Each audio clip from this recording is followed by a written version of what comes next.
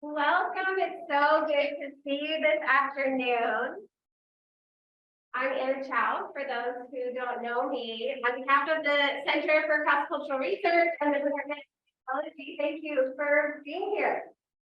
I have the pleasure of inviting wonderful researchers to come to Campus East Quarter to talk to us about the amazing work they're doing related to culture, psychology, and community engagement. And I'm delighted to introduce Dr. Bañales today. She comes to us as an assistant professor of community and prevention research at the University of Illinois, Chicago. She does this wonderful work with her team around community action research with young people of color to target anti-racism and enact change. We're going to learn so much more together over the next hour. This talk, by the way, is co-sponsored by Western's Alumni Association, so thank you to them. A couple of administrative things before we get to it. If you are joining us on Zoom, you can enter questions that you have for Dr. Bañales through the Q&A button that should be at the bottom center of your screen. We'll have 10 or 15 minutes or so at the end of tonight to answer questions both from Zoom and within the room here. All right, please join me in welcoming Dr. Bañales. All right. I don't know if this is on, but can y'all hear me? Fabulous. Let me just see if the clicker works. Okay, this one. Let's try this one. Oh, that makes sense.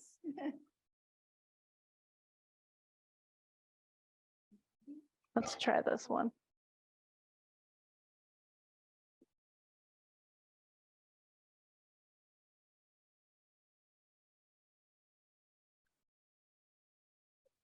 Let's see. Okay, let's say continue. We'll just accept. Identifying your keyboard. I don't know what that means. Okay, perfect. Moving forward. That one's down. Okay, we're back. So thank you all for being here with me today. I am echo, technical stuff, the Zoom. I am so excited. Thank you for welcoming me in your space. I'm from Chicago. This is my first time on this side of the country. So thanks for having me. It's been fun.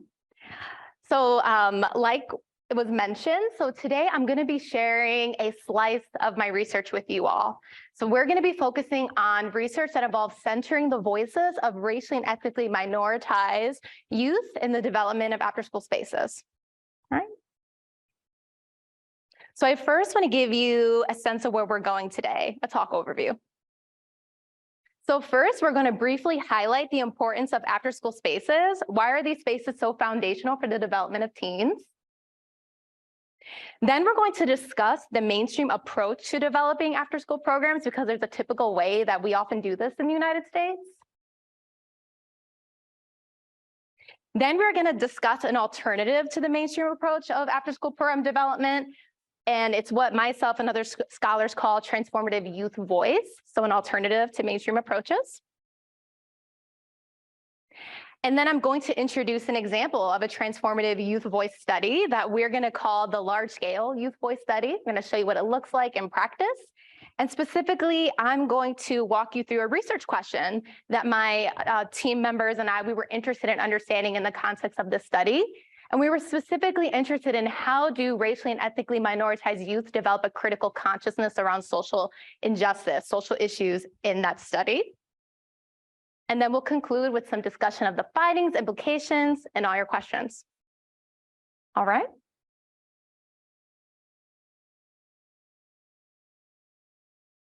There we go. You got to shake it sometime. The importance of after-school spaces. So this is not a foundational claim that I'm making. There's decades of research that emphasizes the importance of out-of-school time activities for teens. And we conceive of after-school spaces as organized activities for young people. So pretty much what they do outside of school in organized spaces.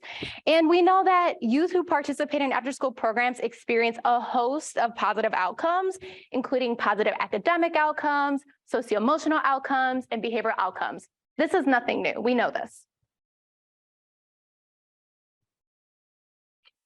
And during the heights in the beginning of the COVID-19 pandemic back in 2020, there was recognition that we as a country really needed to support teens outside of school, that they needed supports in after-school spaces, especially, right? So you all can think back to your experiences at the beginning of COVID, the feelings of isolation that you all might have experienced, but teens were definitely experiencing. And so in order to support teens' experiences in these after-school spaces, the United States Congress passed the American Rescue Plan in March 2021. So again, at the height of the COVID-19 pandemic. And in this plan, they funded billions of dollars to support the development of after-school programs, specifically for minoritized youth. So they had a particular emphasis to support low-income youth and underserved communities, which is often a term to describe youth of color in these spaces.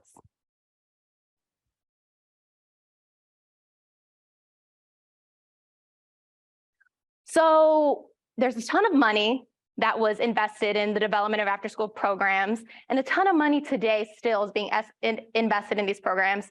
So what exactly are we funding? What are these programs actually doing? How are they created? How are they developed? How are they implemented?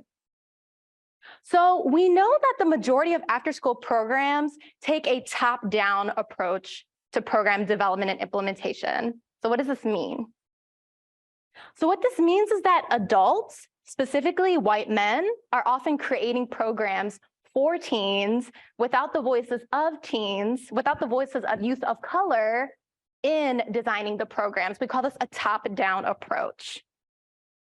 And so what this does, there are a host of consequences to this, which we're going to talk about in a minute, but I want to specifically name this practice. This practice of adults, of white men, in this particular example, creating programs for youth of color is an example of adultism. So adultism is the systemic and interpersonal exclusion of youth from making decisions that impact teens' lives. And the consequences of this. So we know that when adults don't pass the mic to teens, when youth don't have a seat at the table, we have programs that are less developmentally appropriate and less culturally relevant to teens' lives.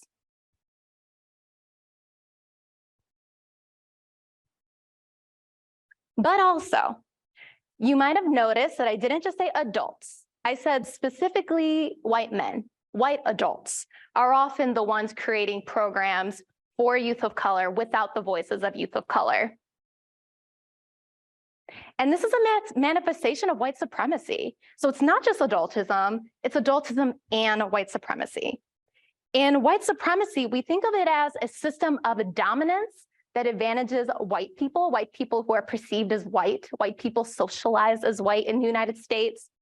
Now they receive advantages via institutional practices and interpersonal practices, which means that youth of color and people of color are disadvantaged from this system. So when white adults, namely white men, are creating programs for youth of color without youth of color, that results in power differentials remaining between white people and people of color. That also really centers the visions of white people and white adults' visions in after-school spaces. Again, it's not centering what youth actually want. So what's an alternative to this? So transformative youth voice. So one way to challenge the functioning of adultism and white supremacy in the development of after-school programs is a youth voice perspective. And so youth voice means that we are centering youth expressions, their dreams, their wants, their desires, and thoughts about society into the activities that involve them. So it's really centering their visions. And youth voice is a part of transformative youth voice, but transformative youth voice takes the youth voice perspective further. So youth voice is a perspective where we say, we care about what you say, we want to hear about what youth have to say. But transformative voice actually collaborates with youth to turn those visions into reality. You actually do something with what teens are saying. You don't just listen, you do something with it. So that's the difference between youth voice and transformative youth voice. And so this transformative youth voice approach is an alternative to that top-down approach that I walked you through to after-school program development. It's a bottom-up approach to developing after-school programs. And we know that youth who have an opportunity to engage in transformative youth voice practice in the context of after-school program development, they experience a host of positive outcomes. Youth report greater empowerment over their lives, greater wellness, increased knowledge about political systems of the government. This is good for young people. And also, it's good for the programs. Programs are more likely to be relevant, responsive to youth needs. And we also know that they're more sustainable when youth visions are actually included in the program itself. So transformative youth voice is not only good for the teens, it's good for the people, it's good for programs, it's good for communities.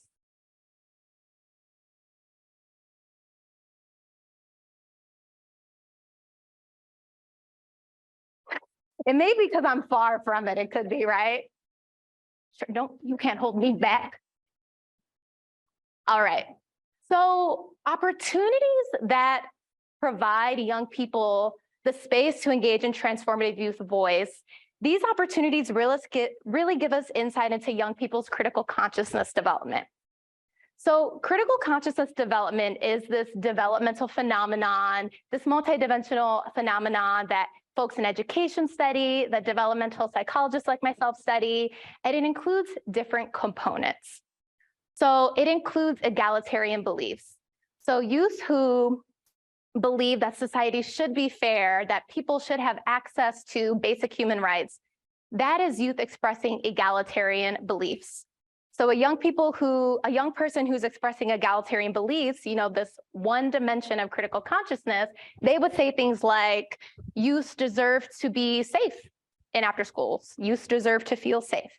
That's them expressing egalitarian beliefs.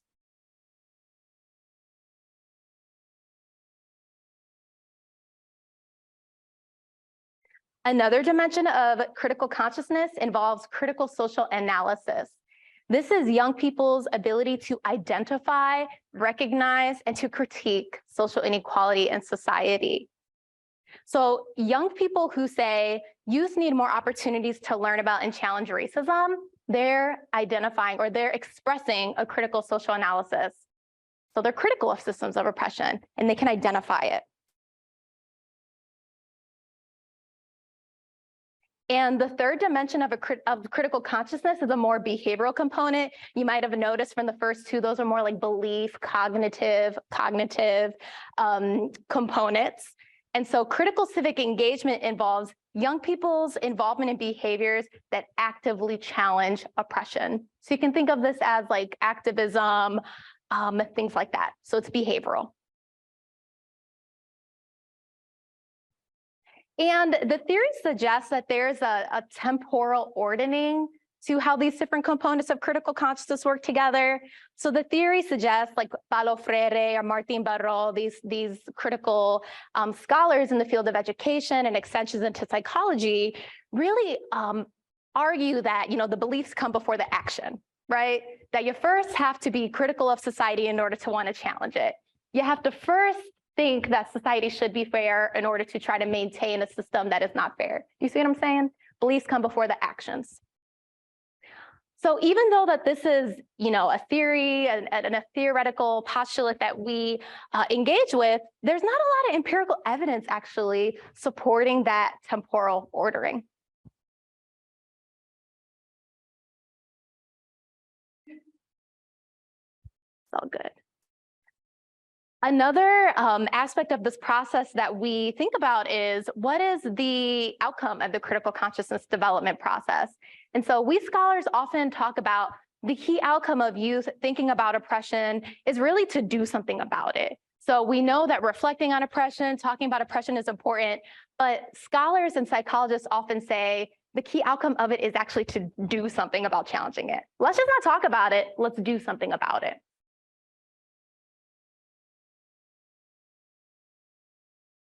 We know that youth of color who develop a critical consciousness experience better academic achievement, more socio-emotional capacities like empathy, perspective taking, and they engage in more civic engagement.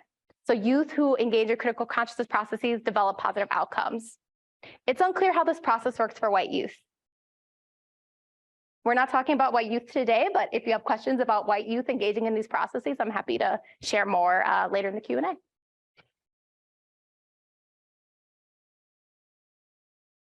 We know that social context is critical to the development of critical consciousness, that this process doesn't necessarily just happen on its own, that the role of parents, socializing agents, right, of programs that provide young people an opportunity to learn about oppression and to challenge it is super critical for young people to be able to engage in this process.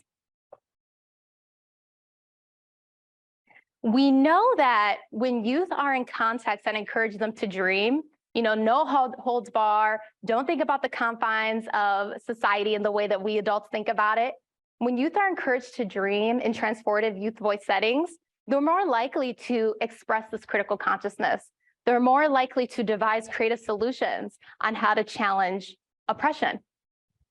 So dreaming is important for critical consciousness to manifest.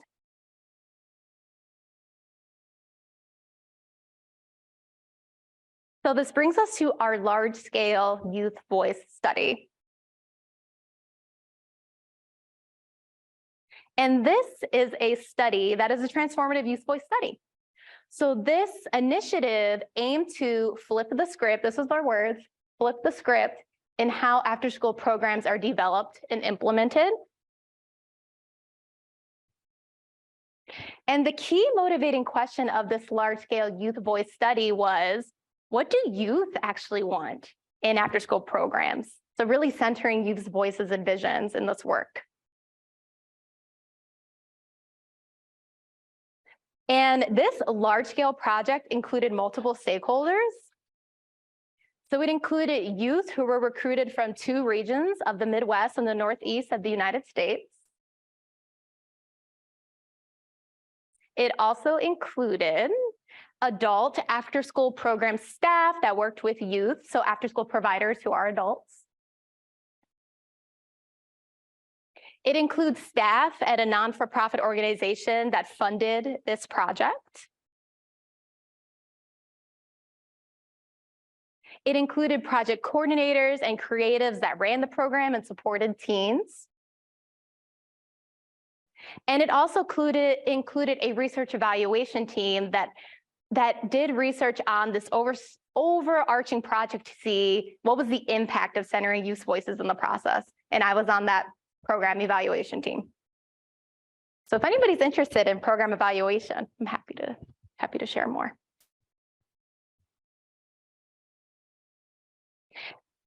So how were youth's visions assessed? So teens completed an online and public, so this is all public data. Y'all can literally search this and see youth visions for yourself. I'm going to show you examples in a minute, but teens they completed a public form. I'm going to call them youth stories throughout the presentation, where with pseudonyms, so it was all anonymous, they shared their visions for after school. And they were asked a series of questions about their life. They were asked, it's 3 p.m. after school. Again, this is in the context of early years of COVID 2021. What do you do after school? Who are you talking to? Who are you hanging out with? What are your visions for an after-school program? How do we create this program in the context of the COVID-19 pandemic? So these questions are directly asking youth about their experiences as well as their visions for this program that they would like to develop. And so just to flesh out the process even more, I'm going to walk you through this timeline. So in 2020, funds, millions of dollars, was granted by a grant agency to youth and youth-serving organizations to reimagine after-school programs. So again, those stakeholders, it included youth and after-school providers. And then in 2021, 1,012 youth, like I said, it's massive. This is large scale. These youth shared their responses on that online form, the youth stories. And the key question that our research group was interested in and that we're going to focus on today was, and this is a specific question they were asked, imagine that you have a magic wand that can make the best after-school experience ever that relates to your after-school theme. What is it? So this point about the magic wand is really to get you streaming activated, right? No holds bar. What do you want after school? So the teens were asked this question. And here's another really special part about this study. The grant organizations actually read teens' proposals online. The youth serving organizations read teens' proposals online, and they actually created grant proposals to turn those visions into a reality. These programs actually happened. And so between 2021 to 2023, 93, so not all of the visions happened, but 93 of those programs got turned into reality. And the teens were involved in implementing those programs into an actual program. So this is really special. It's not common.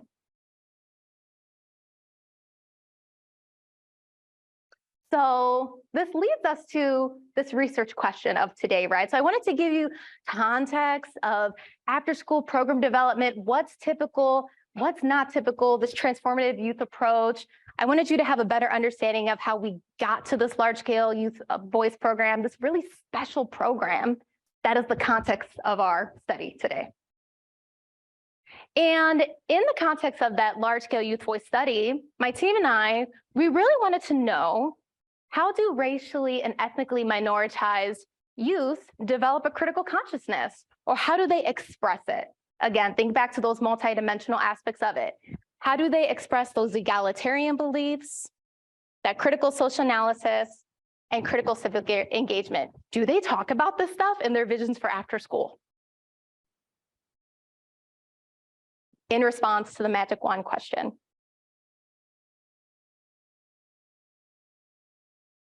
Let me give you a sense of who the youth are. So like I mentioned, 1,012 youth participated in this program.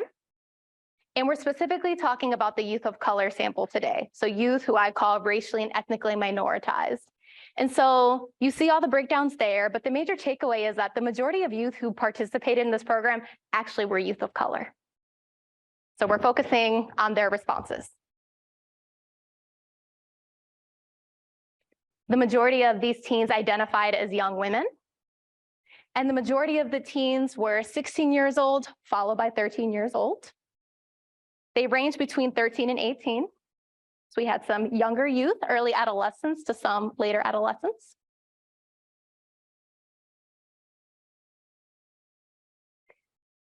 And how did we analyze that question? So we wanted to know how teens express a critical consciousness. So maybe for folks who've taken like a research methods class, I know we have undergrads in the room, we have grad students, we have faculty, so lots of different areas. And so one way that you can understand a question when you say things like how, express, this gives you a signal that we're talking about qualitative data analysis. And we specifically used grounded theory. Just like show of hands if y'all have like heard of grounded theory or maybe you've used it yourself. Okay, that's a lot. That's cool. It's really cool. So for those of you all who haven't heard about grounded theory, the main takeaway is that with this theory, you acknowledge that there are multiple realities in the world. It's not just one. Okay? There are multiple realities and that we can have insight into participants' realities by taking what they say seriously. There's not just one universal understanding of the world. Okay, that's the foundation of grounded theory. And it's a theory-building approach grounded in participants' words and perspectives. And so what this means is that, even though I, as a researcher, study youth critical consciousness development, and I know about it in these dimensional ways, and theory suggests that it's temporal ordering, beliefs go before behaviors. What this means is that we try our best to engage in the data by being open to, it may not be that way. It may not be expressed in the way that theory currently expresses it because we're being open to how these youth perspectives may be manifesting critical consciousness. So we take participants' words seriously, and we try not to impose our theoretical perspectives on the data. We try not to. It's kind of hard because we always have that lens, but we try. And just to give you a brief summary of the process, I show a more detailed process on the right, with the left side is focusing on our coding and the right side is focusing on the analysis. But just to give you a quick summary is that we first started with our codes, using participants' words and descriptors of how they're talking about what they want out of after school and how they envision the space, which then moved us onto concepts, which then moved us on to themes. Happy to break this down and nuance it even more later on, but this is the gist of it.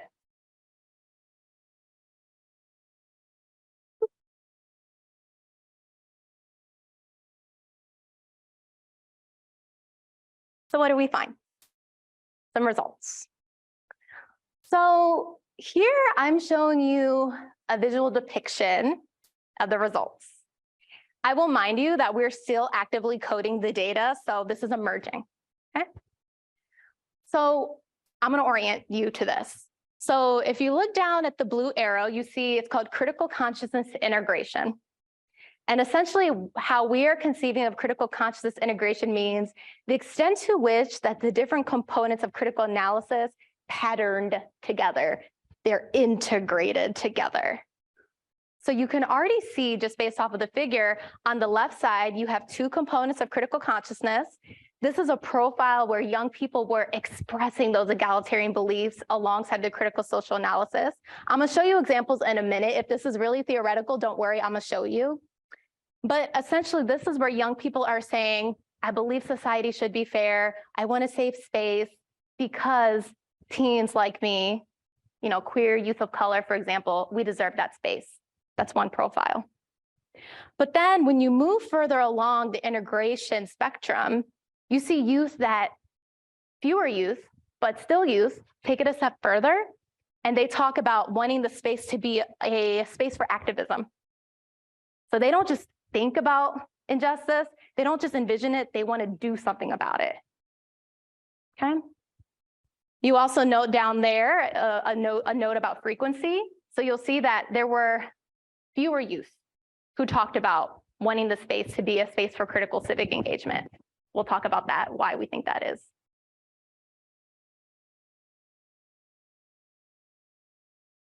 Ooh.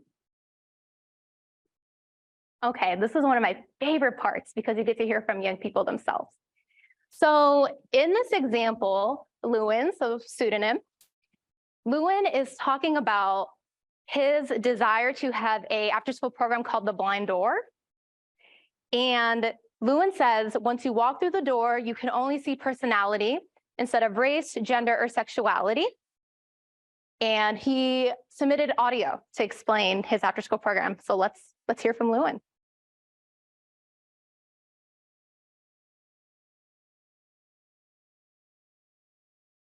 My after-school experience will be a space where people can just be themselves and not be judged by who they are or what they like or anything related to that situation.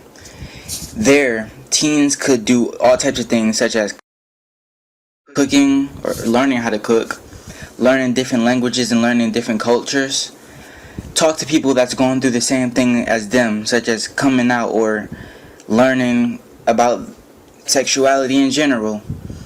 And there you will just have that feeling of family. That will be the whole vibe there. Being able to just talk to everybody, be friends with everybody, enjoy your time, not feel trapped or stuck or anything like that. There you could just be yourself. You could sit down and just think without thinking about anything negative and just be happy for a minute. Does anybody want to share? Sorry about the echo. Does anybody share a response to this? You're welcome to raise your hand and share, because this is powerful. You heard from him, Lewin himself. Yeah, back there.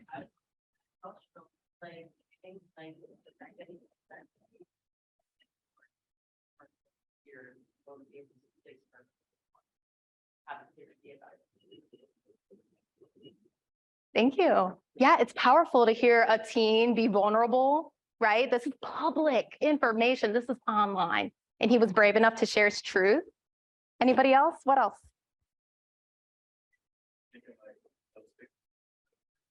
Mm.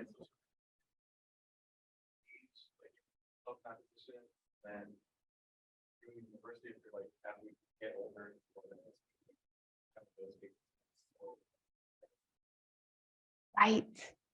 Right. So imagine if we had spaces like this when we were children and how our self-esteem, our sense of belonging could be impacted well into the adulthood. One more. I want to hear one more.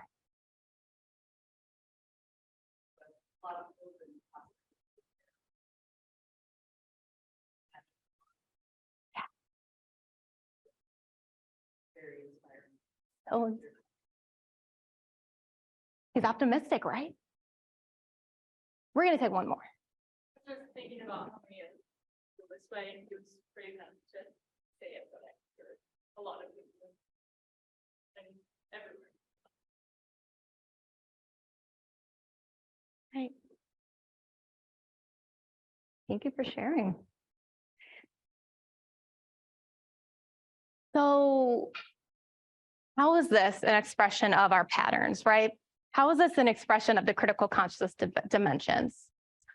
So Lewin, he describes in his whole youth story, I'm only giving you a snippet here, but to give you more context, Lewin explicitly says, as a gay Black young man, he really centers his identity.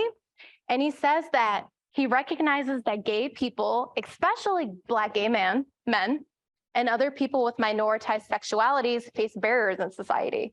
So that's that critical social analysis, right? He's saying people like me are not treated right.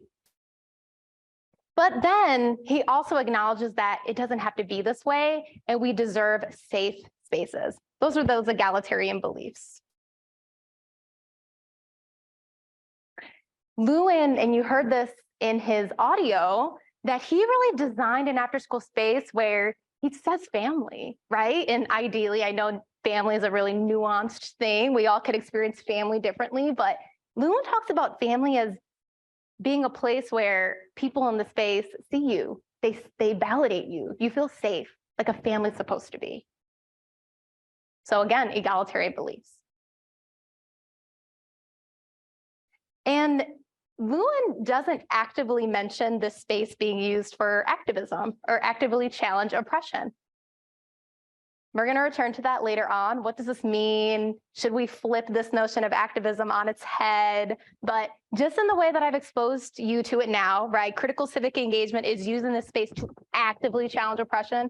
We currently don't see that in Lewin's profile, at least the way we interpreted it. All right. So now I'm going to show you another teen story where we saw that more integrated patterning of critical consciousness. The egalitarian beliefs were expressed, the critical social analysis was expressed, as well as the critical civic engagement. This after-school program was actually funded. These teens actually turned their vision into a reality. And it was a group submission of predominantly Latinx, mainly Mexican-American, queer, undocumented teens from Southwest Detroit. We get specificity. And as you see from their story, they wanted a youth-driven justice community center in Southwest Detroit. They wanted the space to be for teens. Teens were the leaders, they were the trainers, and they wanted to train other teens in Southwest to know their rights, to learn the political landscape of Detroit, for them to engage in activism together. So it was called Youth-Driven Community Center. And you see two pictures on the right-hand side of them organizing and recruiting teens into their youth center. The center exists, and it happened because this grant funded this.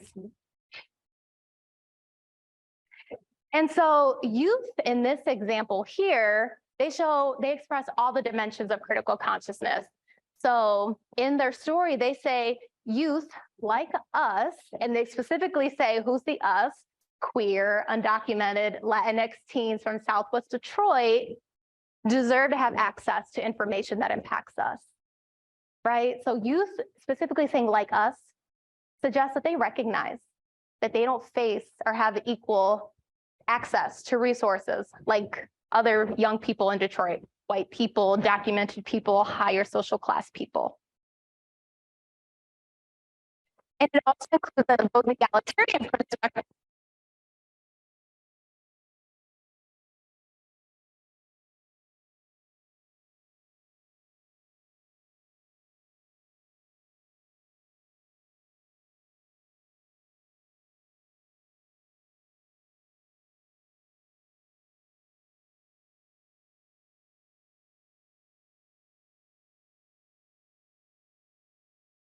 Josephina, we can't hear you on Zoom anymore.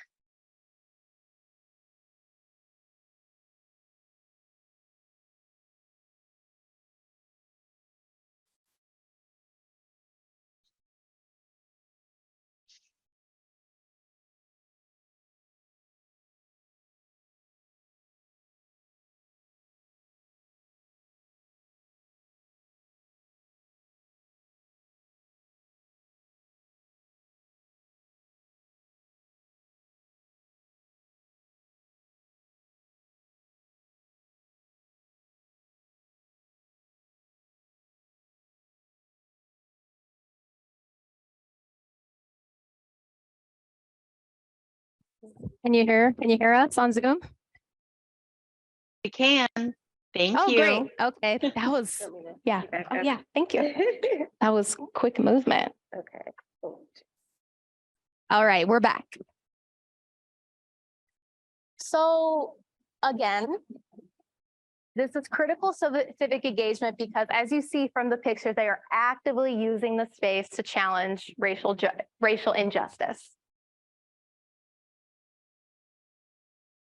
Our last example. So again, I'm showing you another profile where you saw a teen, in this case, Alexa, really express all three dimensions of critical consciousness. And so here I have taken snippets of her quote. So I'm going to read it for you all here. Alexa says, "I've envisioned a future where I begin an activist group. We speak on a variety of social issues. I hope to create a group where we educate and spread awareness. This group can be a safe space for people. This is a great place to hear voices that have been silenced for generations.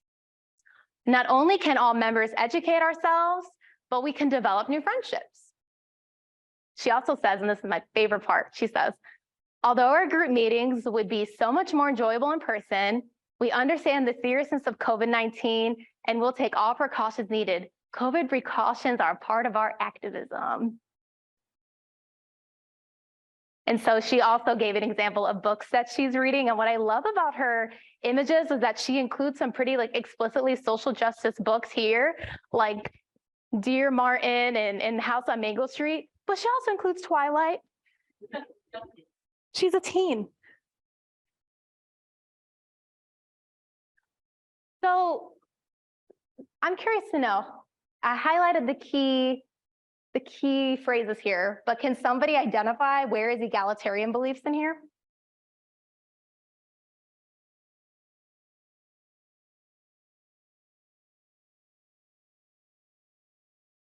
Yeah, Sophia.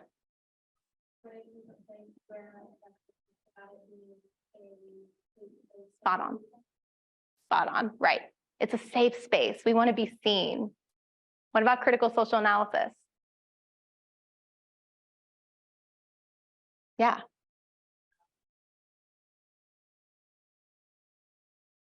Right. This is a space to hear voices that have been silenced for generations. She's saying that she acknowledges that some people's voices haven't been centered. Yeah, spot on. And of course, critical civic engagement, because she explicitly says activism, right? I want our voices to be heard. I want the voices of others to be heard. We're going to educate ourselves. She talks about, it's not here, but she talks about listening to podcasts and also documenting family stories through oral narrative. It's critical civic engagement. So what does this all mean? Let's pull it all together. So in the context of this large-scale youth voice study, we see that racially and ethnically minoritized youth express a critical consciousness in varied ways, to varying degrees. We saw that youth who expressed egalitarian beliefs in critical social analysis, that was actually much common. I only showed you one profile, but that was much more common expression than youth who had more of that integration, who explicitly mentioned that they wanted the space to be used for activism. And this brings us back to the point that I mentioned around socialization is vital, right? Programming is vital for critical consciousness development. And I will say that that research has often focused on how socialization is important for the analysis component, but we don't actually know how socialization, maybe from like peer support or adult supporters, actually catapult youth into activism. So it could be that youth involvement in critical civic engagement, that really needs intentionality. It really needs program support. But again, this research is, we're still developing it. It's also possible that, you know, the way that we captured youth voices, remember it was like that online web-based form. It's possible that maybe the way that we asked young people to reflect on their visions didn't allow their critical consciousness and the different dimensions to manifest. It's possible this is a more, you know, methodological consideration. And what we know about the critical consciousness process is that it's actually a very relational process. It's a collective process, meaning that when we talk to young people in collectives, in focus groups, in programmatic spaces, that's where young people's critical consciousness really shines and emerges, because we know that young people build off of one another and come to different conclusions when they're validating each other's experiences and saying, oh yeah, that happened to me. I've experienced that, which then in turn means this. So it could be that, you know, if we were actually having focus groups with teens about their visions, that perhaps they would have talked more about critical civic engagement or envisioning it in a different way, perhaps. It also, you know, the fact that the majority of teens had that pattern of more egalitarian beliefs in critical social analysis, for me, really brings up the question of what is the purpose of critical consciousness? And this difference between how we adult scholars think about it versus teens, ethnically and racially minoritized teens. So like I said, us adult scholars, Paulo Freire, Martín Baró, myself, have often said the key outcome of critical consciousness is activism. Teens need to be doing something. I've said this in my work. But what I think this study challenges is that perhaps young people don't want behavioral activism to always be the purpose of critical consciousness. Perhaps that the purpose of critical consciousness for some racially and ethnically minoritized teens is just to heal, to just exist, and to just feel safe. Maybe just existing is a form of activism. It's pushing our thinking about what's the purpose of critical consciousness. So we know, again, revisiting this finding, that youth who expressed wanting to engage in critical civic engagement, that was less common. And for these youth, when we look at their profile as a whole in the youth story, we see that these youth have a thread of critical consciousness just running through all of their questions, their expressions, their responses to the questions, meaning that when young people talked about what they do after school, they're already engaged in activism. They've been engaged in after school spaces. It is the air they breathe. So it could be that, you know, young people who are, you know, expressing more of the critical and civic engagement patterning, that they've had early life experiences that have shaped their involvement of activism. Maybe they come from a family where activism is the norm, or they're already embedded in communities with activism. And some emerging results, again, this is currently emerging. We're in the process of analyzing this data, but what we're starting to see is that youth who expressed more of this critical and civic engagement in their profile, these youth have more intersectional social identities. So these are youth who are saying, I'm queer, undocumented, Latinx. So it could be that, you know, youth who are navigating and are oppressed by multiple systems of oppression, perhaps that these teens are the ones who are thinking more about, like, well, how do I actually challenge the system? They're the ones that are thinking more about critical civic engagement. youth who are oppressed among multiple axes of oppression. So implications. What do we do with all of this?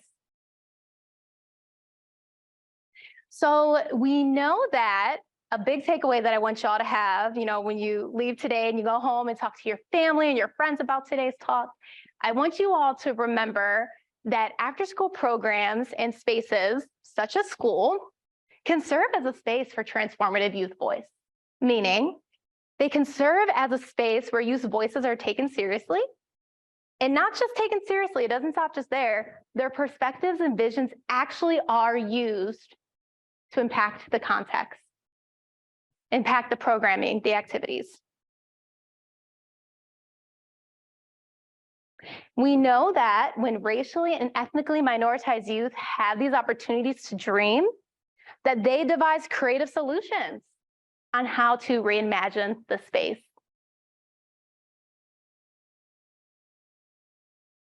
We also know that youth, and this is in response to when people say, well, teens are not serious, teens aren't thinking about inequality, teens are not thinking about social justice.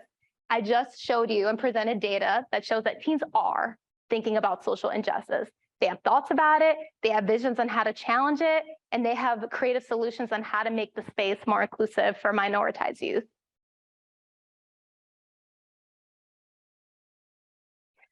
And again, not all youth thought about the after-school spaces to serve as activism contexts. So I do want to acknowledge that. The majority of teens actually didn't go there when it came to activism.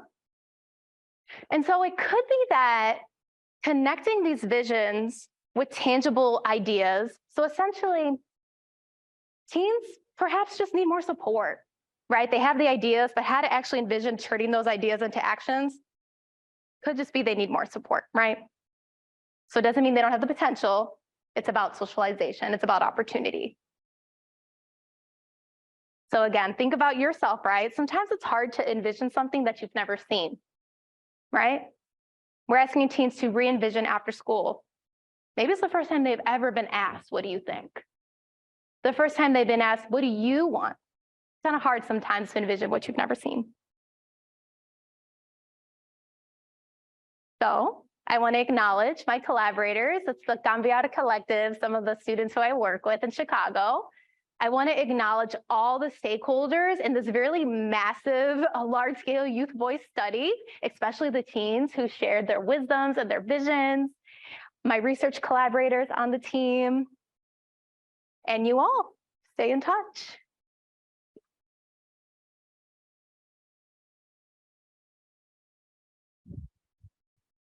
Thank you so much.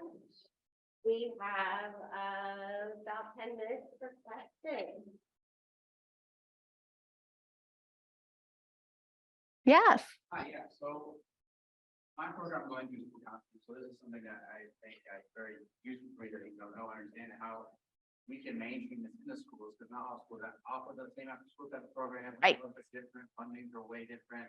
How can we use like my role as a school counselor to advocate to the principal level, district level to get, hey, these improve, and this is what we need, and this is the type of program we need to find for our students.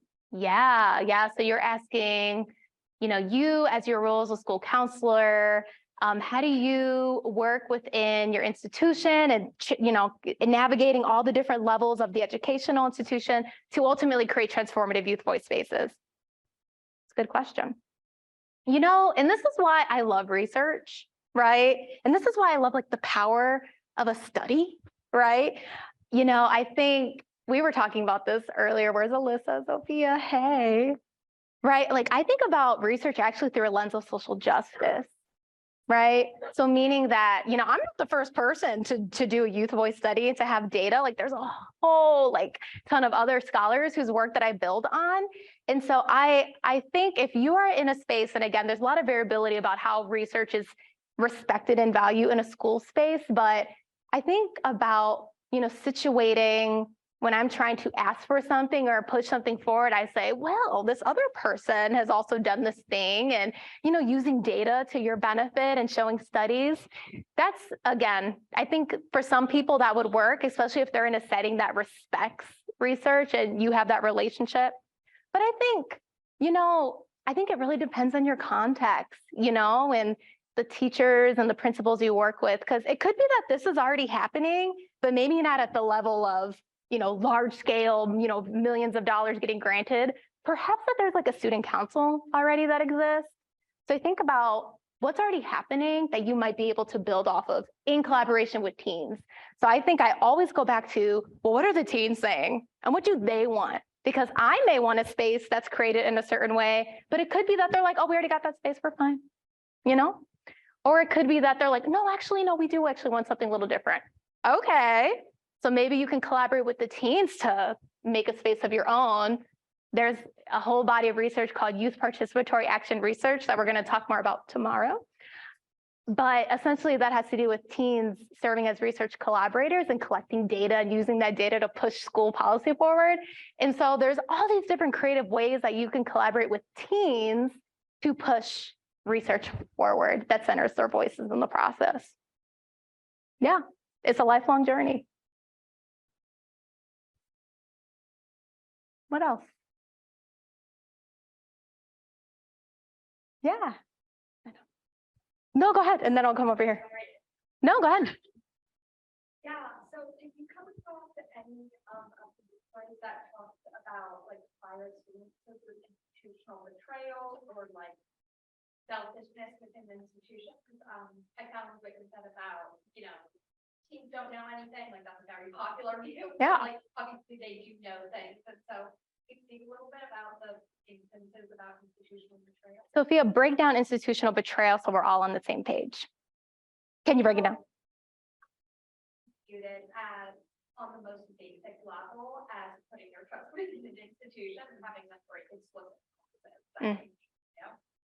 So whether that was laid out as like, you know, a middle schooler who was promised like a free breakfast or like an after school program with care or meeting, or even so insofar as a school creating like a safe space for a marginalized population and like failing. Did anyone think about that?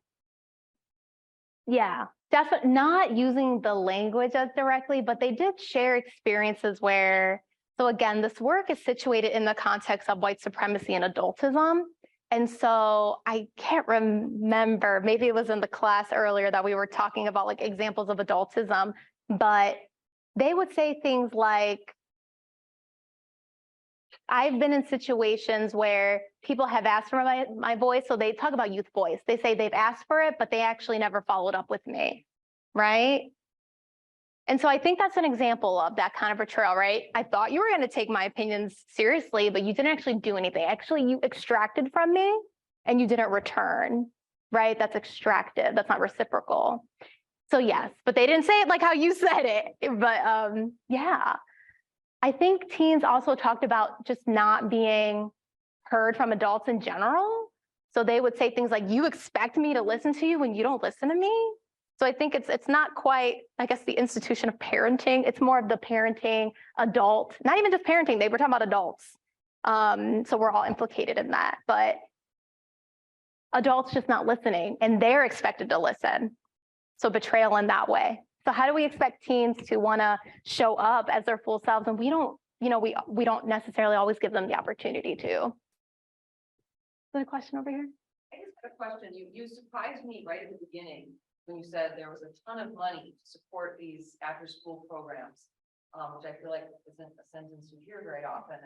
I'm curious if you could say a little bit more about where that money is from, who is supporting.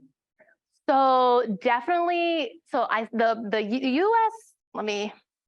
So our foundation that supported this is the Ralph C. Wilson Foundation. So that's the foundation. They if you go on their website, they granted $4 million to this project. It's massive.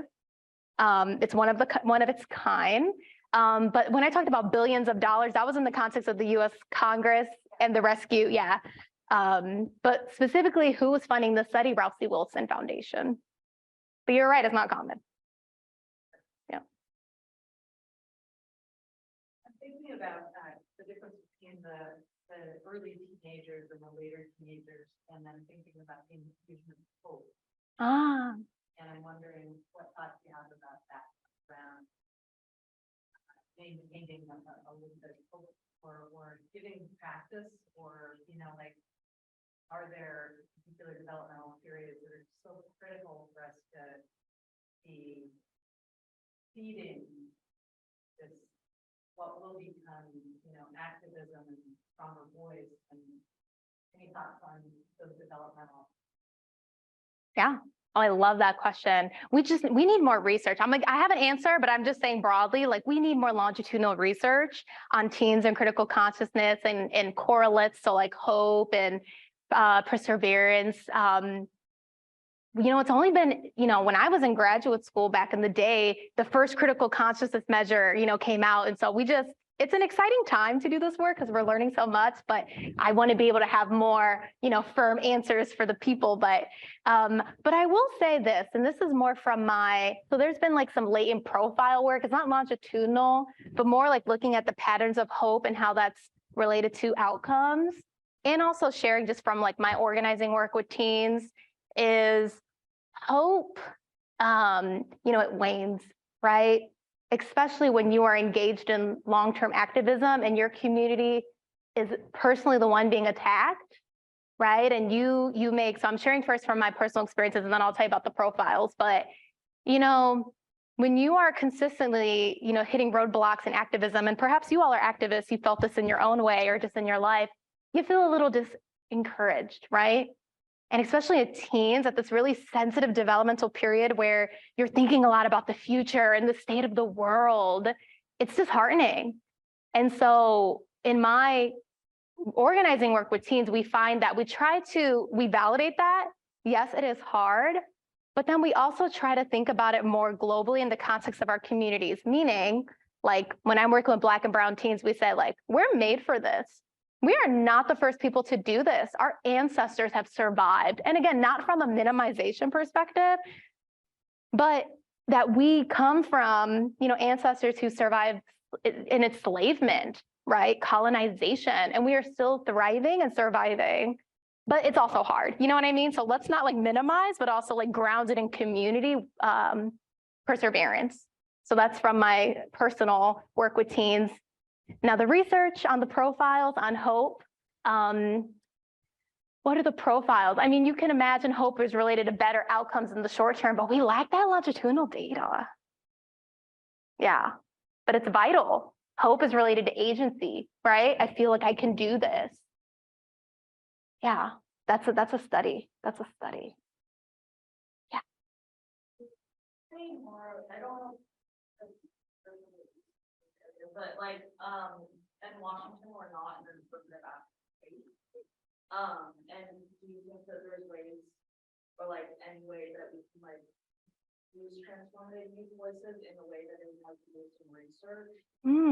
Because in the non-affirmative action, but not like fully read out on the literature, but like the idea is that we shouldn't be giving a leg up to like everyone thinks it matters, right? So like Interesting. so we usually like can't give like thoughts of off like that, so that we can't like say like just because of your skin color you are more. I mean, like that's like the gist of like, this idea of like voices is so like grounded in the idea of marginalized view. I see that. Yeah. So how might we protect that and like try to affirm that and also include everyone? I see. I understand. Yeah, it's interesting, like public perceptions and understanding of affirmative action. There's like a lot of misinformation in that. And so I will say, just so we're on the same page. So affirmative action, the idea is that you don't, it's not a leg up perspective, actually. It means that the equally qualified people are selected. It's just that you consider factors that have excluded that person and their community from accessing that space. So it's not about legs up, people are qualified. So I just want to make sure that we're all on the same page about that. So I appreciate you bringing that in the space. It's interesting, and I think this goes back to the findings and we didn't talk about white youth today and critical consciousness development, but it's interesting seeing some of the research with white teens on this because we see that So, I mean, I will say that equitable spaces at the end of the day, my perspective is they benefit everyone, right? And so I think about it even too, like when I work with like my neurodiverse students and creating guidelines that are explicit and concrete helps everyone, you know, not just students who are first generation or neurodiverse, and helps everyone. And so in these spaces, I've talked about it like with white teens and doing this work, I'm like, you know, youth of color having organizing spaces is not a challenge to white youth's existence, right? It's trying to also work through that, you know, white youth have spaces, they just walk outside, it's their space, you know, in most space. So I think that's how like whiteness works. But we've done coalition work together in that, you know, youth of color are in their space and the white youth are in their space, and then we come together. It's a really complicated thing, and we'll have to talk more about this. But what I'm saying is that and grounded in research, is that white youth, there's research that shows that white youth benefit from all white spaces that are actively aimed at challenging their whiteness and challenging racism, led by white allies. There's research on that. White people organizing, white people youth voice work, it happens and it's good work. But you always need to have that critical lens of like, what are we doing as white people? But these spaces are good for white youth too. That's what I'm saying. So it doesn't cancel out youth of color having a space for themselves. And again, I'm not the person to say this, first person to say this. There's a ton of research on the benefits of affinity spaces and why that I don't know if y'all's campus have it, but like, you know, multicultural centers and why those are valuable for youth of color. And that has nothing to do with challenging white people's and white teens' wellness. Those can coexist. That seems like a perfect place to end. Thank you so much, Dr. Bañales. And for folks who want to rewatch and re-experience this, the Alumni Association will send out a video within a week or so. Thank you so much. Yes, thank you.